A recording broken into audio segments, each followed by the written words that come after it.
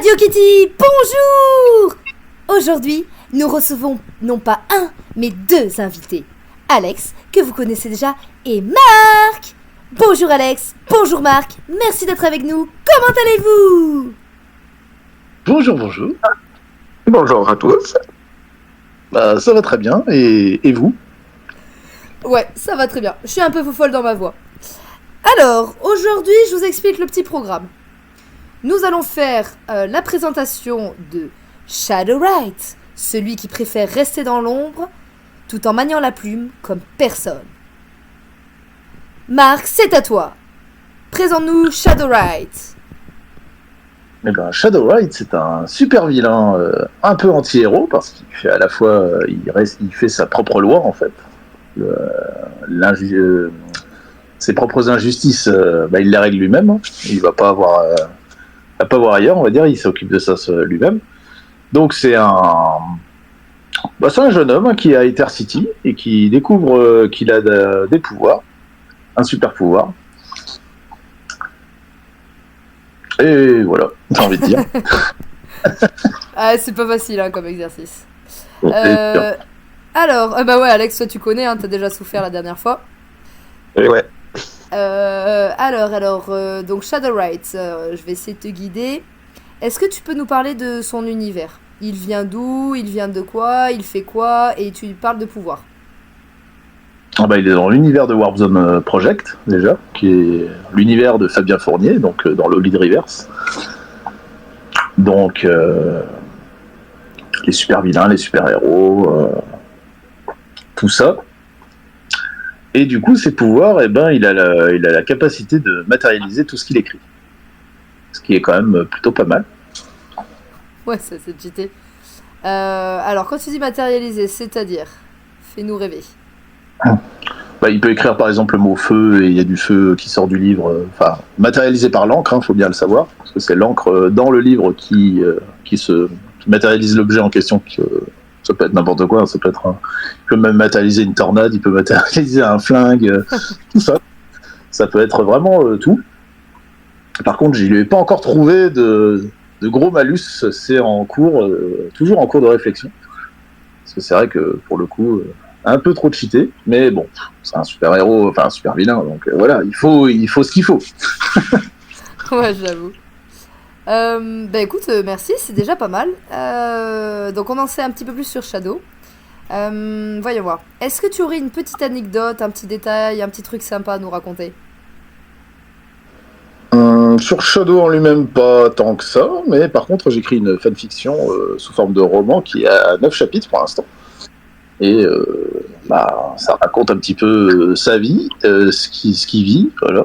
C'est un petit peu la même chose. Hein.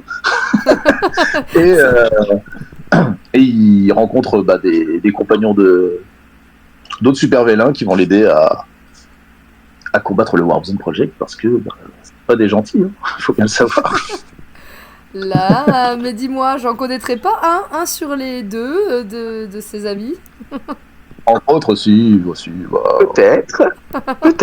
Je dois dire leur nom ou alors ils ont qu'à lire les auditeurs. Vas-y, engueule les auditeurs, engueule-les. Non, quand même pas. Lisez. Eh bien oui, c'est notre fameux petit trio infernal. Évidemment. Qui se compose donc de Kitty Colgate, de Alex Radiographeur et Shadowwright, évidemment. Let's go. C'est génial. J'adore. Bon, alors mon petit Marc, merci d'avoir joué le jeu parce que je sais que c'est pas très facile pour toi. Donc je vais je peux même rajouter qu'il y a d'autres personnages, mais bon, ça, voilà. Exact. D'ailleurs, si je peux, c'est prévu d'essayer de tous les interviewer un petit peu pour qu'ils nous racontent un petit peu leur perso. C'est une bonne idée. Merci. Voyons voir. Bon, écoute, merci beaucoup. Hein. Donc, ton petit roman, où est-ce qu'on peut le trouver? Il est sur mon Google Drive. Ouais. Et sinon, sous format PDF. Après, je pourrais peut-être mettre le lien sur la chaîne YouTube. Allez, let's go. Si tu veux, je te mettrai sa petite page officielle quand elle sera prête. Merci. Je le mettrai en description. Ben, merci à toi, Marc. Et puis, il y a Alex qui était là pour t'épauler. Merci, Alex. Rien. Et accrochez-vous, les gars, parce que là, on va partir en partie numéro 2. Je lance le jingle et après, nous allons faire le quiz du trio infernal.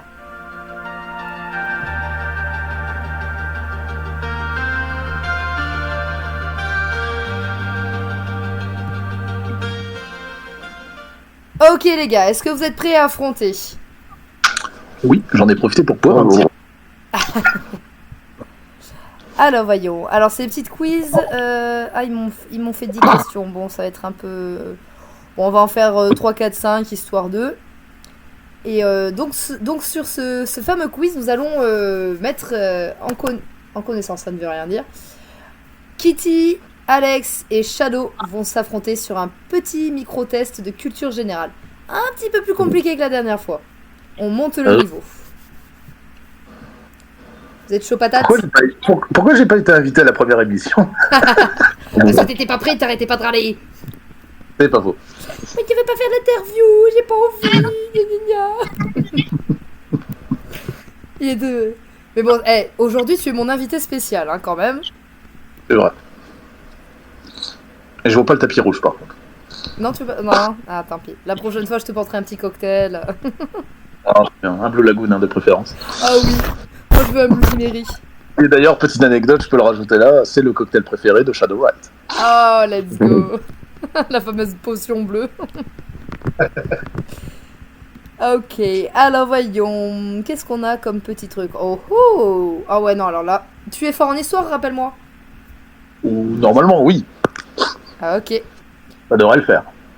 Pas moi. Ah ouais, non, Alex, lui, c'est plus les sciences. En fait, c'est parfait. Et moi, c'est plus le gros nawak. Ah. Alors, première question, chers amis. Quel traité a mis officiellement fin à la Première Guerre mondiale? Oui, alors j'ai mal lu, excusez-moi. Quel traité a mis fin officiellement à la Première Guerre mondiale en 1919? Traité de Versailles, traité d'Utrecht, accord de Yalta ou traité de Rome? Traité de Versailles. C'est ta réponse, Alex? Pareil. Trop, Peter. Et c'est une bonne réponse! C'était facile. Oui. En général, ça commence assez facile, et après, ça part en cacahuète. J'aurais pas dire ça parce que ça va me porter. Alors là, vous allez morfler, mais même moi, je t'avoue que j'ai eu un petit bug. Qui a sculpté le célèbre penseur? Rodin. Oh, qui c'est qui a répondu vite? Ouais. Ah. C'est qui, moi? C'est Shadow, bien sûr. C'est Shadow? Ah, là, tu m'épates. Tu es un fin connaisseur de sculpture. Bah, j'avais visité le musée à Paris en question. Oh, trop bien. Ah, moi, tu vois, la première fois que j'ai eu cette question, j'avais répondu Michel-Ange. J'avais complètement zappé Rodin. Le musée Rodin est très sympa parce qu'il y a des statues dans un jardin d'ailleurs, donc c'est très, très joli à regarder. Je sais pas si c'est toujours le cas, mais c'était sympa à l'époque en tout cas. Ah, c'est une bonne question, faudra regarder. Question suivante. Ouah, santé. Alors là, par contre, quelle couche de la Terre se situe directement sous la croûte terrestre? Lithosphère, noyau externe, manteau, noyau interne. Alors là, je vais laisser Alex répondre. Là, j'ai un doute, mais je dirais le manteau. Allez, force à toi, Alex, on y croit. Tu veux un petit indice ou pas? Ah, le manteau, de dire. Allez, le manteau. C'est le terme que j'ai utilisé aussi, ou noyau, soit le noyau, soit le manteau. Un des deux. Alors, je t'avoue que là, je suis vraiment une bille, mais je sais même plus ce que c'est que la lithosphère. Bon, on va regarder les schémas. Moi, je connais les batteries au lithium, mais c'est tout. C'est pas mal. Eh bien, c'est le manteau qui s'étend jusqu'à... Ouais, bonne réponse, les gars. Qui s'étend jusqu'à environ 2900 km de profondeur et représente l'essentiel du volume terrestre. Ça va, on n'est pas près d'y aller. J'avoue. À moins d'être une super taupe géante. Ouais. Ouh là là, attends, parce que là, les questions, ça se corse, hein, les gars. Qui a inventé l'imprimerie à caractère mobile en Europe vers 1440? Gutenberg. Gutenberg, ouais. Vous êtes trop fort. Vous êtes beaucoup trop fort. Son invention a permis la diffusion massive des idées et de la connaissance à travers l'Europe. Merci Gutenberg. Ouais, grand merci. Quel est Il y aurait pas de l'animal... livre. Ah pardon. Non. Oui, dis-moi. Ah, je dis, sans lui, il n'y aurait peut-être pas eu de livre. Oh punaise, ah ouais, non, là, ça aurait été le drame. En plus, je suis une mordue de lecture, je t'explique même pas. Ah bah merde. Ouah. Alors ça, c'est un peu plus facile, je pense. Quel est l'animal le plus rapide au monde en piqué? Ah oui, en piqué, pardon. L'aigle royal, le martinet noir, c'est un animal ça? Le guépard ou le faucon pèlerin? Bah, en piqué, en vitesse pure, Ok. pas dit le départ, mais en piqué, Ah ouais. c'est bon pèlerin, je pense. Ouais, je t'aurais dit pareil, exactement pareil. Mais toi, t'as un copiteur. Ouais. Parce Attends, que l'aigle est rapide, le faucon est plus rapide. Ça, c'est certain. le faucon ouais. Mais le martinet noir, c'est un animal? Je sais que c'était un outil de torture pour les enfants qui étaient passage, mais. Pour moi, ça fait plus ça quand même. Hein. Ouais. Je connaissais pas perso. Ouais, je regarderai ce que c'est. Ça se trouve, c'est un petit troll. Ah, et alors, bonne réponse, c'est bien le faucon pèlerin qui est chronométré à plus de. Ouah, synthé. 380 km/h. Oui, quand même. Ah oui. Ça fait très mal là. Eh ben. Alors, quelle est la monnaie officielle du Japon? Yen. Yen. Yen. Ah bah oui, voilà, c'est facile comme tout. Oh, ça c'est amusant. Dans quel pays le café expresso a-t-il été inventé? Brésil, Italie, Éthiopie, France. Italie. J'ai un doute. J'hésite entre France et Italie. Mais bon, ce sera Italie, parce que Expresso, ce sera logique. Eh ben, c'est une bonne réponse. Elle a été brevetée à Turin. Ah tiens, je l'ai pas vu la dernière fois que j'y suis allée. À la fin du 19e siècle.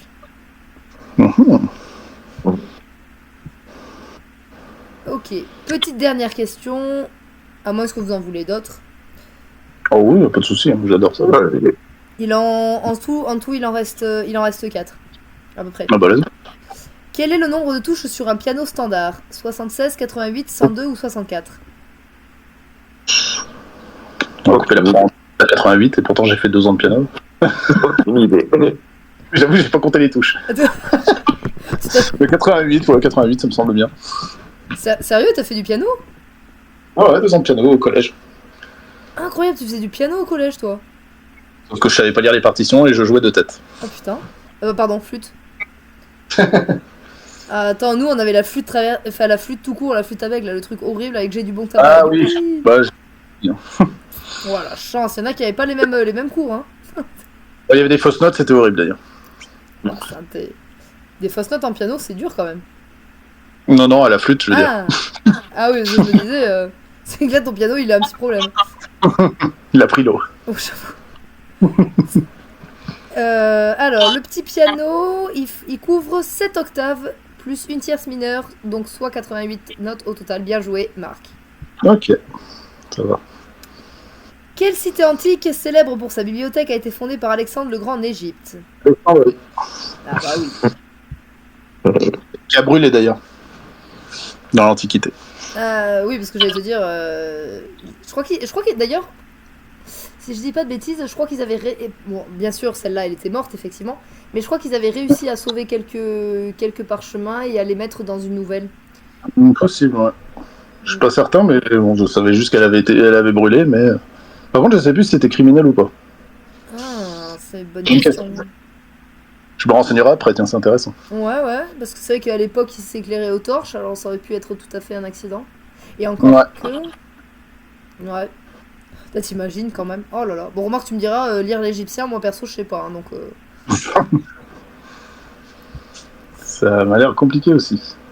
Oh, mon cher Alex, on va partir dans ton domaine. Oula. Quel gaz est nécessaire à la combustion?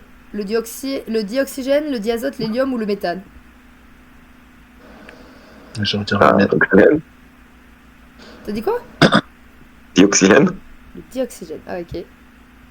Moi, j'aurais dit le méthane. Eh ben non, Alex, il a gagné, c'est le dioxygène. C'est plus mon domaine aussi, hein. Je suis une bille en sciences. Ah, pareil. Mais j'adore apprendre des petits trucs comme ça. En sciences humaines, ça va. Enfin, sciences, genre, il était une fois la vie, ça va. Mais par contre, les sciences terrestres, tout ça, la physique, chimie, Ah, bof. ah bah comme quoi, hein, tu peux toujours apprendre. La vie, Non. la vie. Ah, c'est trop bien. Alors, mais c'est dommage Qu'est-ce qu'ils que ne font plus. Qu'est-ce que j'ai pu me vanter en classe à chaque fois? Malheur, malheur. En quelle année l'homme a-t-il marché sur la Lune pour la première fois? 1969. Sauf que c'était en studio, c'était pas sur la Lune. Oh non! Oh non! Dieu. Alors, effectivement, c'est une bonne réponse. La mission Apollo 11 s'est posée sur la Lune le 20 juillet 1969. Bien joué. Et petite dernière question. Vous êtes trop forts, les gars. Quel est le pays le plus vaste au monde par sa superficie? La Sibérie. Alors, attends. Il y a la Chine, les États-Unis, le Canada ou la Russie? Ah, bon, la Russie, alors. Ah bah oui. La Russie englobe la Sibérie, c'est vrai. Bah voilà. Donc forcément, plus de 17 millions de kilomètres carrés, elle couvre plus d'un neuvième des terres émergées. Oh là là. Ah ouais, c'est costaud, hein. Après, il faut savoir que les 2 tiers du pays sont très peu habités, niveau densité en tout cas. Ouais, j'avoue. C'est chaud hein, quand même, hein, pour y habiter, t'imagines Moins 50 degrés. Oh, non, mais après, tu me diras, en Russie, il y a des chars qui traversent les routes, tout va bien, hein, donc bon... Oui, ça passe nickel. Oh là là là là. Bon, ben, merci beaucoup, hein, en tout cas, les gars, pour cette mini-interview de 17 minutes. Oui, Viet. Ah, pas mal, pas mal. Celle-là, je n'y attendais pas. Pas mal, pas mal. Tu sais dire d'autres mots en russe ou pas du tout? Nazdoulovie. Je crois que ça veut dire à la tienne, mais je suis pas sûr. Là, c'est à vérifier. Ah, non. Ouais, c'est ton Bloody Mary. Ça. Ah non, c'est ton Blue Lagoon. Bloody Mary, c'est celui de Kitty Colgate. Oui, c'est vrai, c'est le mien. C'est le mien. J'adore le Bloody Mary. J'arrive pas à trouver un bar où on en fait des bons, tu vois. Ils les font plus comme à l'ancienne. Pourtant, c'est super bon ce cocktail. Oh, si vous venez à la maison, cocktail. Oh oui, let's go. Bloody Mary. Ouais. Et attends. Alex, c'est quoi toi ton cocktail? Ouais, c'est plus. Ouais, je sais pas. C'est pas le mojito. Ah, mon rito. Ouais, j'aime bien le mojito, moi.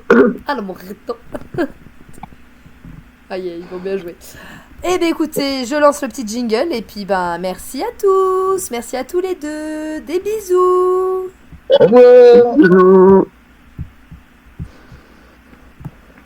J'ai un problème de single. Ah, voilà.